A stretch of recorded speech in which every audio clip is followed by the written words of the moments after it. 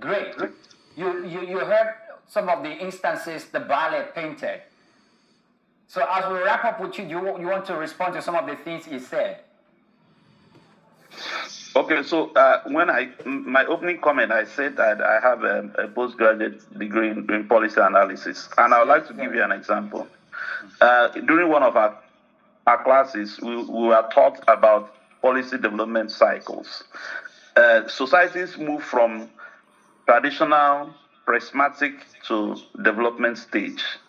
Now, one of the ironies in most underdeveloped countries is that they mix the traditional and prismatic systems of governance, together. And once you have that, mix, it's difficult to move to development. Let me use something to point to give clarity to what I just said. You come to for example, your company is employing, and you list on the advert the qualification for employment. You must be a graduate, you must be this age, you must have this, you must have this, you must have this. So that is modern method. But on the day of interview, the man who sits to interview the candidates looks at someone from his village.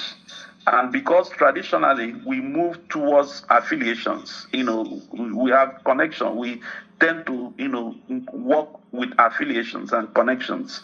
And he now picks somebody who is from his village and gives him the job, who is not qualified. So that's what we call prismatic system. On paper, there is standard, but in implementing that standard, traditional thinking, traditional characteristics begins to, lead the way. So that is the point that we're trying to make. Let me just also use an example the ballet said. If you have a system where contracts, for example, a road contract is given in his community, and as the traditional ruler in that community, he's made to sign and guarantee that the job was done well.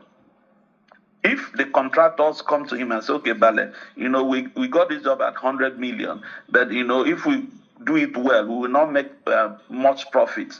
We want to make much profit. We'll give you 5 million and we'll do a shoddy job and you just sign for us.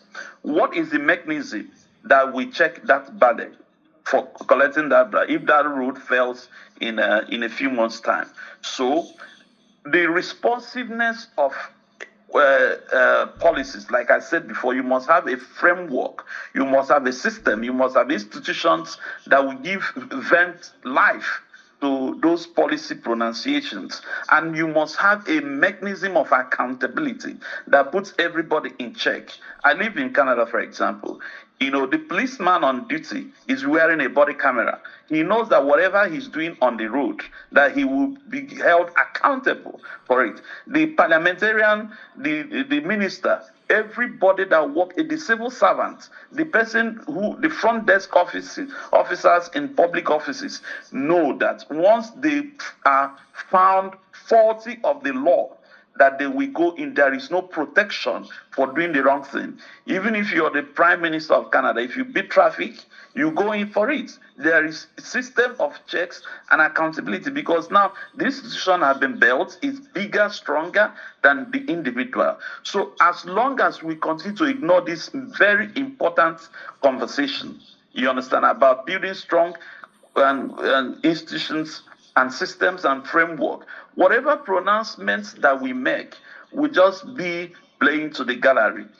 Last week, I spent a lot of time listening to the leaders, speak at UNGA, the United Nations General Assembly. Of course, I was very impressed with how bold African leaders. But one speech struck me very deeply. Was the speech by the Ghanaian president, where he called the UN to do a reset.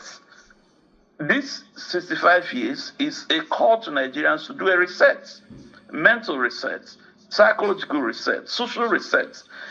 We can continue to, the president, the President Tinubu, I give it to him. He's a very courageous president. He's a very bold president. He's a very experienced leader, and he has made some very bold policy pronouncement and has given some backings to it. For example, the credit system is very, very good. credit economy, if we have time, and I tell you the advantages of credit economy and how it has helped the Western countries check crime, check corruption, check a lot of excesses. It's very, when it's implemented well, it's very solid. But coming to the issue of fuel subsidy, and I've always made this point. The pronouncement to remove fuel subsidy, bold, courageous, solid. Now, but fuel subsidy, because of the way the Nigerian economy is structured, that seems to be one of the only benefits the ordinary Nigerian gains from governments. Because when you subsidize fuel, when fuel is cheaper, it affects transportation costs, it affects cost of production, the price trend down the line reflects in prices of goods and services, and it makes it cheaper and affordable to the people. But when you take away that subsidy and leave it to the market forces, it jacks up everything. Now, when you take that money and give to subnational, like governors and local governments, what mechanism did the federal government, did the system put in place to make sure that the more money that the states are getting, the local governments are getting, goes back to fund structures and social safety systems that helps the poor, vulnerable Nigerians who now have been exposed to market forces to live, comfortably, and that prices of goods and services and the cost of living can be affordable. Another point that needs to be made, and I've listened to a lot of Nigerian channel TV programs, Nigerians themselves, and this is not a very popular comment that I'm going to make. When we talk about economy can work. You should be rounding up now. Yes. Yeah, let me round up now. Yeah. People can live comfortably if there is production in the economy. Currently, the level of productivity in Nigeria is very low. Even the individual Nigerian is not willing to do the real work, to do the dirty work. You understand? To make dirty his hand to earn a living. You understand? So that's why I said we dream good, we speak good policies, we pronounce these wonderful ideas, but we don't have the system, we don't have the character, we don't have the framework to implement them so that the outcome we envisage at initial will be achieved.